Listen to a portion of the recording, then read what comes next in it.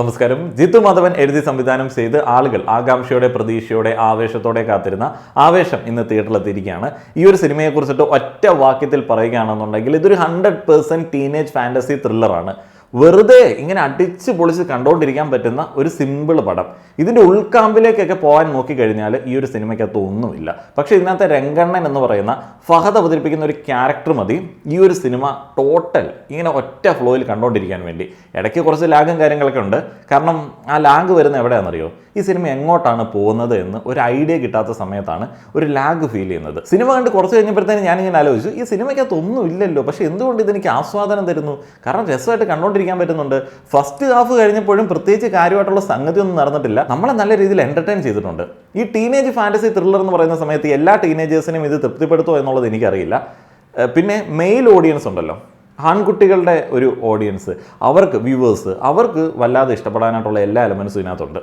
ഫാൻറ്റസിയാണ് ഇതിൻ്റെ ഒരു പ്ലോട്ട്. ഇപ്പോൾ വിക്കിപീഡിയയിലൊക്കെ കിടക്കുന്ന ഒരു പ്ലോട്ട് സ്പോയിലേഴ്സ് ഇല്ലാതെ പറയുകയാണെന്നുണ്ടെങ്കിൽ, നമ്മുടെ നാട്ടിൽ നിന്ന് ആൺകുട്ടികൾ അന്യനാടുകളിലേക്ക് പഠിക്കാൻ പോകാറുണ്ട്. തമിഴ്നാട്, കർണാടക. അപ്പം ഈ ഒരു സംസ്ഥാനത്തേക്കൊക്കെ പോകുന്ന സമയത്ത് അവിടെയുള്ള ലോക്കൽ ഗ്യാങ്ങുകാർ ഇവരെ വന്നിട്ട് റാഗ് ചെയ്യും. റാഗിങ് എന്ന് പറഞ്ഞു കഴിഞ്ഞാൽ ആ ഒരു നാട്ടിലെ ലോക്കൽ സപ്പോർട്ടുള്ള സീനിയേഴ്സ് ആയിരിക്കാം, അല്ലെങ്കിൽ അവിടെ തന്നെ ലോക്കൽ സപ്പോർട്ടുള്ള മറ്റ് ഗ്യാങ്ങുകളായിരിക്കാം. ഈ ഒരു റാഗിങ് പലപ്പോഴും കടുത്ത ദേഹോപദ്രവത്തിലേക്ക് പോകാറുണ്ട്. അപ്പോൾ ആ ഒരു ഇടിയൊക്കെ കിട്ടിക്കഴിയുമ്പോഴത്തേനും പക വീട്ടണമെന്നുള്ളൊരു ആഗ്രഹം തോന്നും. ഇനിയിപ്പോൾ ഇടി കിട്ടിയില്ല എങ്കിൽ കൂടെ ആ ഒരു നാട്ടിൽ ചെല്ലുമ്പോൾ ലോക്കൽ സപ്പോർട്ട് വേണമെന്നൊരാഗ്രഹം തോന്നും. അവിടെ സ്റ്റാർ ആവണമല്ലോ. സ്റ്റാർ ആവുക എന്നുള്ളതാണ് ടീനേജിലെ ഏറ്റവും വലിയ ഫാന്റസി. അപ്പോൾ ഈ സ്റ്റാർ ആവണമെന്നുണ്ടെങ്കിൽ ലോക്കൽ സപ്പോർട്ട് കിട്ടിയാൽ നൈസ് ആയിരിക്കും. അങ്ങനെ ലോക്കൽ സപ്പോർട്ട് ആഗ്രഹിക്കുന്ന അന്നാട്ടിൽ പഠിക്കാൻ ചെന്ന 3 ക്യാരക്ടറുകളാണ് റോഷൻ, ഹിപ്സ്റ്റർ, മിഥുൻ എന്നിവർ അവതരിപ്പിക്കുന്നത്. അങ്ങനെ അവരുടെ മുന്നിലേക്ക് എത്തുകയാണ് രംഗണ്ണൻ. അതാണ് സിനിമയുടെ സംഭവം. ഇനിയിപ്പോൾ രംഗണ്ണൻ വന്നിട്ട് എങ്ങനെയാണ് എന്നുള്ളതിനെ കുറിച്ചിട്ടൊക്കെ നിങ്ങൾ കണ്ടു തന്നെ മനസ്സിലാക്കുക. രംഗണ്ണൻ എന്ന് പറയുന്ന ക്യാരക്ടറിനെ ഫഹദ് ഫാസിൽ പെർഫോം ചെയ്ത് വേറെ റേഞ്ചിലേക്ക് കൊണ്ടുപോയി. എനിക്ക് ഒരു കാലത്ത് ഈ എസ് സൂര്യനെ കാണുമ്പോഴത്തേന് ഇങ്ങനെ തോന്നുമായിരുന്നു, ഇയാളെ കൊണ്ട് ചെയ്യാൻ പറ്റുന്ന സാധനം ഇന്ത്യയിൽ വേറെ ഒരാളെ കൊണ്ട് ചെയ്യാൻ പറ്റില്ല എന്നുള്ളത്. പക്ഷേ ഇന്ന് ഈ രംഗണ്ണൻ, നമ്മുടെ ഫഹദിൻ്റെ രംഗണ്ണനെ കണ്ടപ്പം എനിക്ക് മനസ്സിലായി എസ് സൂര്യ ചെയ്യുന്ന ടൈപ്പിലുള്ള ക്യാരക്ടറുകളൊക്കെ ചെയ്യാൻ പറ്റുന്ന ഒരാളും കൂടെ ഉണ്ട്. ഈ സൈക്കോ സാധനമൊക്കെ ഉണ്ടല്ലോ, അത് അധികം ആളുകൾക്ക് ചെയ്യാൻ പറ്റില്ല. നമ്മൾക്കറിയാം ഷമ്മീനെ, നമുക്കറിയാം, അതേപോലെ തന്നെ ട്രാൻസിലെ ഫഹദിനെ നമുക്കറിയാം. അങ്ങനെ പല ക്യാരക്ടറുകളിലേക്ക് ഈസി ആയിട്ട് പുള്ളിക്ക് മാറാൻ പറ്റും. അപ്പോൾ ഇതിനകത്തെ രംഗണ്ണൻ നിങ്ങൾ ഇതുവരെ കാണാത്ത ഫഹദിൻ്റെ വേറൊരു അപ്രോച്ചാണ്. അയ്യോ, ഒരു രക്ഷയില്ല. രംഗണ്ണൻ നമ്മുടെ മനസ്സിൽ നിന്ന് വിട്ടു പോകുന്നില്ല. സിനിമ കണ്ട് കുറച്ച് നേരം കഴിഞ്ഞപ്പോഴത്തേന് ഞാനിങ്ങനെ ആലോചിച്ചു, ഈ സിനിമയ്ക്കകത്ത് പ്രത്യേകിച്ച് ഒന്നുമില്ലല്ലോ. ഞാൻ വിചാരിച്ചു ഇതിങ്ങനെ ടീനേജ് ഫാന്റസി പറഞ്ഞൊരു റോങ് ആയിട്ടുള്ള മെസ്സേജിലേക്കൊക്കെ പോകുമോ എന്നുള്ളത്. പക്ഷേ അവസാനം കൊണ്ടുപോയി ലാൻഡ് ചെയ്യിപ്പിച്ചിരിക്കുന്നത് കുറച്ചും കൂടെ നൈസ് ആയിട്ടുള്ള ഒരു രീതിയിലാണ്. ടീനേജ് ഫാന്റസി ത്രില്ലർ മൂവീസ് മാത്രം കണ്ടാൽ പോരാ, പുസ്തകങ്ങളും വായിക്കേണ്ടതുണ്ട്. ഇപ്പോൾ ഈ ഒരു കാലത്ത് വായിക്കാൻ മടിയുള്ള ആളുകൾക്ക് ഓഡിയോ ബുക്കുകൾ കേൾക്കാൻ പറ്റുന്ന കുക്ക് ഓഫ് മാപ്പിനെ ഞാൻ നിങ്ങൾക്കായിട്ട് സജസ്റ്റ് ചെയ്യുകയാണ്. മുൻപ് കുക്ക് ഓഫ് മാപ്പിനെ കുറിച്ചിട്ട് ഞാൻ സംസാരിച്ചിട്ടുണ്ട്. ഇനിയിപ്പോൾ നിങ്ങളുടെ ഇൻട്രസ്റ്റ് സിനിമയിലാണെന്നുണ്ടെങ്കിൽ സിനിമയെക്കുറിച്ചിട്ട് സംസാരിക്കുന്ന പുസ്തകങ്ങളും ഇഷ്ടം പോലെ തന്നെ ഉണ്ട്. മലയാളത്തിൻ്റെ ക്ലാസിക്കലായിട്ടുള്ള ഖസാക്കിൻ്റെ ഇതിഹാസം, തകഴിയുടെ ചെമ്മീൻ, ടി ഡി രാമകൃഷ്ണൻ്റെ പുസ്തകങ്ങൾ, ഈവൻ പാത്തുമ്മയുടെ ആട് പോലും നിങ്ങൾക്ക് ഓഡിയോ ബുക്കുകളായിട്ട് കുക്ക് ഓഫ് മാപ്പിൽ കേൾക്കാനായിട്ട് സാധിക്കും. ഇപ്പോൾ കുക്ക് ഓഫ് മാപ്പ് നിങ്ങളുടെ മുൻപിലേക്ക് വയ്ക്കുന്ന ഒരു കിടിലൻ ഓഫറുണ്ട്. 7 ദിവസത്തെ ഫ്രീ ട്രയൽ. ഈ ഒരു സമയത്ത് കുക്ക് ഓഫ് മാപ്പിൻ്റെ സൗകര്യങ്ങൾ നിങ്ങൾക്ക് ഉപയോഗിച്ച് ഒന്ന് പരിശോധിക്കാം. താല്പര്യമുണ്ടെന്നുണ്ടെങ്കിൽ കണ്ടിന്യൂ ചെയ്താൽ മതി. ഈ 7 ദിവസത്തെ ട്രയൽ കംപ്ലീറ്റ്ലി ഫ്രീ ആണ്. ഈ ഒരു ഫ്രീ ട്രയലിൽ നിങ്ങൾക്ക് 1000-ലധികം ഓഡിയോ ബുക്കുകൾ കേൾക്കാനായിട്ട് സാധിക്കും. ഈ കുക്ക് ഓഫ് മാപ്പിൻ്റെ ഒരു പ്രത്യേകത എന്താണെന്ന് വെച്ച് കഴിഞ്ഞാൽ ഇതിൻ്റെ യൂസർ ഇൻ്റർഫേസ് തന്നെയാണ്. ഇതിൽ ഒരു പുസ്തകം കേൾക്കുന്ന സമയത്ത് നിങ്ങളിത് പഠിക്കുക എന്നുള്ള ലക്ഷ്യത്തോടെ കേൾക്കുകയാണെന്നുണ്ടെങ്കിൽ നോട്ട്സ് ആഡ് ചെയ്യാനായിട്ടുള്ള ഓപ്ഷനുണ്ട്. ഇനിയിപ്പോൾ നിങ്ങൾക്ക് സമയക്കുറവാണ് എന്നുണ്ടെങ്കിൽ ഓഡിയോ സ്പീഡ് അഡ്ജസ്റ്റ് ചെയ്യാനായിട്ടുള്ള ഓപ്ഷനുണ്ട്. മറ്റുള്ള ഓഡിയോ പ്ലാറ്റ്ഫോമുകളിൽ നിന്ന് ഡിഫറൻ്റ് ആണ് ഈ ഒരു സൗകര്യങ്ങൾ ഉപയോഗിച്ചത് വെച്ച് നോക്കിയപ്പോൾ. ഇനിയിപ്പോൾ ലഘു കൃതികൾ പോരാ, ഇത്തിരി കോൺട്രവേഴ്സ്യൽ ആയിട്ടുള്ള കൃതികളാണ് കേൾക്കാൻ ആഗ്രഹമെന്നുണ്ടെങ്കിൽ KR മീരയുടെ ആരാച്ചാർ, ഹരീഷിൻ്റെ മീശ തുടങ്ങിയ കൃതികളൊക്കെ ഓഡിയോ ബുക്കുകളായിട്ട് കുക്ക് ഓഫ് മാപ്പിൽ അവൈലബിൾ ആണ്. താല്പര്യമുള്ള ആളുകൾക്ക് വേണ്ട ലിങ്കും മറ്റ് ഡീറ്റെയിൽസുമൊക്കെ കമൻറ്റ് ബോക്സിലും ഡിസ്ക്രിപ്ഷനിലും നൽകിയിട്ടുണ്ട്. ഇനി ആവേശത്തോടെ തിരികെ വരികയാണെന്നുണ്ടെങ്കിൽ സിനിമയുടെ പ്രത്യേകതകൾ പറഞ്ഞാൽ തീരില്ല. ഞാൻ പറഞ്ഞു, വളരെ സിമ്പിളായിട്ടുള്ള ഒരു ആസ്വാദന അനുഭവത്തിൽ പറയുകയാണെന്നുണ്ടെങ്കിൽ ഫസ്റ്റ് ഹാഫ് സിനിമ ഭയങ്കര എൻ്റർടൈൻ ചെയ്ത് മുന്നോട്ടേക്ക് പോകുന്നുണ്ട്. കാര്യമായിട്ടുള്ള ചേഞ്ചസ് ഒന്നും നടക്കുന്നില്ല. ടീനേജ് ഫാന്റസികളാണ്. രംഗണ്ണൻ എന്ന് പറയുന്ന ക്യാരക്ടർ നിറഞ്ഞാടിക്കൊണ്ടിരിക്കുകയാണ്. സെക്കൻഡ് ഹാഫിലേക്ക് വരുന്ന സമയത്ത് ഇതിൻ്റെ ആ ഒരു ട്വിസ്റ്റിലേക്ക് വരികയാണ്. ഒരു ചെറിയ ട്വിസ്റ്റാണ്. ഒരു ട്വിസ്റ്റ് എന്ന് പറഞ്ഞു കഴിഞ്ഞാൽ ഒന്നുമില്ല, ഒരു കുഞ്ഞു സാധനം. ഒരു റിയാലിറ്റിയിലേക്ക്, ഫാന്റസിയിൽ നിന്ന് റിയാലിറ്റിയിലേക്ക് 3 ക്യാരക്ടറുകൾ വരികയാണ്. ആ ഒരു റിയാലിറ്റിയും ഈ രംഗണ്ണൻ എന്ന് പറയുന്ന ക്യാരക്ടറുമായിട്ടുള്ള ഒരു ചെറിയ കോൺഫ്ലിക്റ്റ്, അതിലൂടെ രംഗണ്ണൻ്റെ ക്യാരക്ടറിനെ ഒന്ന് റിവീൽ ചെയ്യുന്നു. ഇത്രേ ഉള്ളൂ.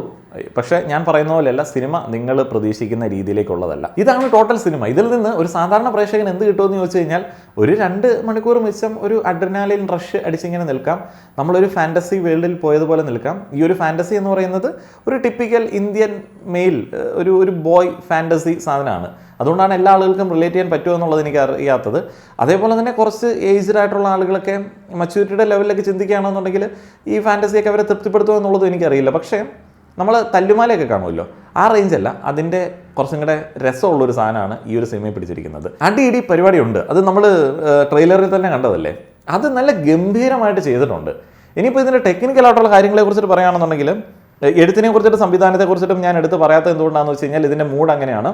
ഇത് ടീനേജ് ഫാൻറ്റസി എന്ന് പറയുന്ന ഒരു ജോണറിൽ പെടുത്താൻ പറ്റുന്നതായതുകൊണ്ട് അതിൻ്റെ എലമെൻസുകൾ ഇടുക കമേഴ്ഷ്യൽ എന്നുള്ള രീതിയിൽ സമീപിച്ചിരിക്കുന്നതാണ്. അപ്പോൾ അല്ലാതെ വലിയ കാമ്പുള്ളൊരു കഥ എനിക്ക് പേഴ്സണലി ഫീൽ ചെയ്തില്ല. ഈ രംഗണ്ണൻ എന്ന് പറയുന്നൊരു ക്യാരക്ടറിൽ കുറച്ച് ലേയേഴ്സ് കാണാൻ പറ്റുമെന്നുണ്ടെങ്കിലും അത്ര ഡീപ്പായിട്ട് ഞാൻ പോവാത്തത് കൊണ്ടായിരിക്കാം റിപ്പീറ്റ് വാച്ചിൽ ചിലപ്പോൾ അത് ഫീൽ ചെയ്യുമായിരിക്കും. റിപ്പീറ്റ് വാച്ചിലേക്ക് പരിഗണിക്കുക എന്നുള്ളത് എനിക്കറിയില്ല. ഇതൊരു വൺ ടൈം മൂഡായിട്ടാണ് എനിക്ക് പേഴ്സണലി തോന്നിയത്, ഒരു മൂഡാണ്. ഇനി പ്രധാന കഥാപാത്രങ്ങൾ അവതരിപ്പിച്ചിരിക്കുന്നത് ഫഹദ് ഫാസിൽ, ഞാൻ ഇനി കൂടുതൽ പറഞ്ഞ് ഓവറാക്കുന്നില്ല. പിന്നെ ഉള്ളത് ഹിപ്സ്റ്റർ, അതേപോലെ തന്നെ റോഷൻ, മിഥുൻ എന്നീ 3 നമുക്ക് പരിചിതരായിട്ടുള്ള ഇൻഫ്ലുവൻസേഴ്സാണ്. അപ്പോൾ ഹിപ്സ്റ്ററിൻ്റെ അഭിനയം അടിപൊളിയാണ്. അടിപൊളി എന്ന് പറയുമ്പോൾ ഈ ഒരു സിനിമയുടെ കഥ എന്താണോ ഡിമാൻഡ് ചെയ്യുന്നത് അത് ഇവരുടെ അടുത്ത് നിന്ന് വരുന്നുണ്ട്. അല്ലാതെ വലിയ ആക്ടിങ് ബ്രില്യൻസുകൾ കാണിക്കേണ്ട കഥാപാത്രങ്ങളായിരുന്നില്ല, പക്ഷേ ചെയ്യേണ്ട കുറച്ച് സംഭവങ്ങളുണ്ടായിരുന്നു. അത് ഭംഗിയായിട്ട് തന്നെ 3 ആളുകളും ഒരേ രീതിയിൽ ചെയ്തിട്ടുണ്ട്, ഒരേ രീതിയിൽ. ഇപ്പോൾ ഇതിനകത്ത് നമുക്ക് കയറ്റി ഇറക്കി പറയാൻ പറ്റില്ല. ഒരേ രീതിയിൽ ഇവർ 3 പേരും പെർഫോം ചെയ്തിട്ടുണ്ട്. നല്ല ഡയലോഗ് ഡെലിവറി ആയിരുന്നു. ബാക്കിയുള്ള ആളുകൾ നമുക്കറിയാം, ഇതിനകത്ത് സജിൻ ഗോപു ഉണ്ട്, മൻസൂർ അലി ഖാൻ ഉണ്ട്, ആശിഷ് വിദ്യാർത്ഥി ഉണ്ട്. അവരൊക്കെ പിന്നെ സ്ഥിരമായിട്ട് സിനിമ അപ്രോച്ച് ചെയ്യുന്ന ഒരു രീതിയിൽ തന്നെയാണ് അപ്രോച്ച് ചെയ്തിരിക്കുന്നത്. സജിൻ ഗോപുവിൻ്റെ വേറെ വൈബിലുള്ള ഒരു പെർഫോമൻസ് ആണ് ഈ ഒരു സിനിമയിൽ കാണാൻ സാധിച്ചത്. ഞാൻ ഭയങ്കരമായിട്ട് എൻജോയ് ചെയ്തു. പിന്നെ സൗത്ത് ഇന്ത്യയിലുള്ള എല്ലാ ജൂനിയർ ആർട്ടിസ്റ്റുകളും വന്നിട്ടുണ്ടായിരുന്നു എന്ന് എനിക്ക് തോന്നുന്നു. കാരണം രംഗണ്ണൻ പരിവാരങ്ങൾ എന്നൊക്കെ പറയുമ്പോഴത്തേന് ഫ്രെയിം ഭയങ്കര ക്രൗഡഡ് ആണ്. ഇനിയിപ്പോൾ സിനിമാറ്റോഗ്രാഫിയിലേക്ക് വരികയാണെന്നുണ്ടെങ്കിൽ സമീർ താഹിർ എനിക്ക് വളരെയധികം ഇഷ്ടമുള്ള സിനിമാറ്റോഗ്രാഫറാണ്. ഈ ആക്ഷൻ സിനിമകൾ എടുക്കുന്ന സമയത്ത് ആ ഫ്രെയിം വയ്ക്കുന്ന ഒന്ന് കാണേണ്ടത് തന്നെയാണ്. ഇതിനകത്ത് ഭയങ്കര എന്തോ ഫുള്ളി നൈറ്റ് വൈബാണ്. അത് എന്ത് രസമായിട്ടാണ് ചെയ്തു വെച്ചിരിക്കുന്നത്. പിന്നെ എല്ലാ ഫ്രെയിമുകളും ഭയങ്കര കൺജസ്റ്റഡ് ആണ്. അതിനകത്തേക്ക് ഇഷ്ടം പോലെ സപ്പോർട്ടിങ് ആക്ടേഴ്സ്, ജൂനിയർ ആർട്ടിസ്റ്റുകൾ ഇങ്ങനെ നിറച്ച് വെച്ചിരിക്കുകയാണ്. പിന്നെ ബാർ ആംബിയൻസ്, നൈറ്റ് ലൈറ്റ് ആംബിയൻസുകൾ, ഫൈറ്റ്, അങ്ങനെയുള്ള കാര്യങ്ങൾ അടിപൊളിയാണ്. ഫഹദിൻ്റെ കോസ്റ്റ്യൂംസ്, ബാക്കിയുള്ള ആളുകളുടെ കോസ്റ്റ്യൂംസ് അതെല്ലാം വളരെ നൈസായിരുന്നു. കാരണം ഈ സിനിമയുടെ മൂഡിനെ ഡിഫറൻ്റ് ആക്കി നിർത്താൻ വേണ്ടി അത് ഭയങ്കരമായിട്ട് ഹെൽപ്പ് ചെയ്യുന്നുണ്ട്. വിവേക് ഹർഷനാണ് എഡിറ്റിങ്. ഈ ഒരു സിനിമയുടെ മൂഡിന് വിവേക് ഹർഷൻ്റെ എഡിറ്റിങ്ങിൻ്റെ ആകുമ്പോഴത്തേന് ഭയങ്കര രസമാണ്. പുള്ളിയുടെ നമുക്കറിയാം ഇങ്ങനെയുള്ള കമേഴ്ഷ്യൽ സിനിമകളിൽ വിവേക് ഹർഷൻ്റെ എഡിറ്റിംഗ് വരുമ്പോഴത്തേന് വേറൊരു മൂഡാണ്. അപ്പോൾ അതിനകത്ത് എടുത്തു പറയാനായിട്ട് ഇപ്പം എഡിറ്റിങ് ഇങ്ങനെ എടുത്ത് നിൽക്കുകയാണെന്നുണ്ടെങ്കിൽ അതത്ര നൈസായിട്ട് നമ്മൾ പറയാറില്ല. ഇപ്പോൾ ഈ ഒരു സിനിമയിൽ ആക്ഷൻ കെട്ടുകളൊക്കെ ഭയങ്കര രസമായിട്ട് തന്നെ വന്നിട്ടുണ്ട്. ഞാൻ ബ്രില്യൻസുകളൊന്നും പെട്ടെന്ന് എനിക്ക് കാണാനായിട്ട് പറ്റിയില്ല. സുഷിൻ ശ്യാമിൻ്റെ മ്യൂസിക്, അതിപ്പോൾ നമുക്ക് എല്ലാ എലമെൻറ്റും വേണമല്ലോ, പിടിച്ചിരുത്തണ്ടേ. ഈ ഒരു സിനിമ കംപ്ലീറ്റ് ആയിട്ട് നമ്മളെ പിടിച്ചിരുത്തുന്നതും നമ്മളെ എൻ്റർടൈൻ ചെയ്യിപ്പിക്കുന്നതും ഇതിൻ്റെ ആ ഒരു ബാക്ക്ഗ്രൗണ്ട് സ്കോർ, ടോട്ടൽ ആ ഒരു മ്യൂസിക്കൽ അപ്രോച്ചും കാര്യങ്ങളൊക്കെയാണ്. ഞാൻ പറഞ്ഞല്ലോ, ഈ ഒരു സിനിമ ഇങ്ങനെ കണ്ടുകൊണ്ടിരുന്നിട്ട് ഇടയ്ക്കൊന്ന് ആലോചിച്ച് കഴിഞ്ഞാൽ ഈ ഒരു സിനിമയ്ക്ക് അതൊന്നുമില്ല. വെറുതെ നമ്മളെ പിടിച്ചിരുത്തുന്ന ഒരു സിനിമയാണ്, വെറുതെ പിടിച്ചിരുത്തുന്ന സിനിമ. അപ്പോൾ അതിനകത്ത് ഫഹദിൻ്റെ ഒരു രംഗണ്ണൻ ട്രാൻസ്ഫോർമേഷൻ മാത്രമാണ് നമ്മളെ പിടിച്ചിരുത്തുന്നത്. ബാക്കിയെല്ലാം ഇതിനകത്ത് ഇട്ടിരിക്കുന്ന മാർക്കറ്റിംഗ്, കമേഴ്ഷ്യൽ എലമെൻസ് ആണ്. അൻവർ റഷീദ് എൻ്റർടൈൻമെൻറ്റ്സ് ആണ് പ്രൊഡക്ഷൻസ്. അൻവർ റഷീദിൻ്റെ കഥാ അപ്രോച്ചുകൾ നമുക്കറിയാം. അപ്പോൾ ആ ഒരു മൂഡിന് ചേർന്ന ഒരു സിനിമയാണ് ഇത്. എൻ്റെ ഒരു 2 മണിക്കൂർ മൂഡ് മാത്രമാണ് കേട്ടോ. ഈ ഒരു സിനിമ എല്ലാ ആളുകൾക്കും റെക്കമെൻഡ് ചെയ്യാൻ പറ്റുന്ന ഒരു സിനിമയാണോ എന്നുള്ളതൊന്നും എനിക്കറിയില്ല. ഇതെൻ്റെ വ്യക്തിപരമായിട്ടുള്ള ഒരു ആസ്വാദന അനുഭവമാണ്. എൻ്റെ 2 മണിക്കൂർ മിച്ചമുള്ള മൂഡിനെ ഭയങ്കരമായിട്ട് അപ്ലിഫ്റ്റ് ചെയ്തു. വേറെ വലിയ സിനിമയ്ക്കകത്ത് എന്തുണ്ട്, ഡെപ്ത് ഉണ്ടോ എന്നൊക്കെ ഞാൻ പറയാൻ ആളല്ല.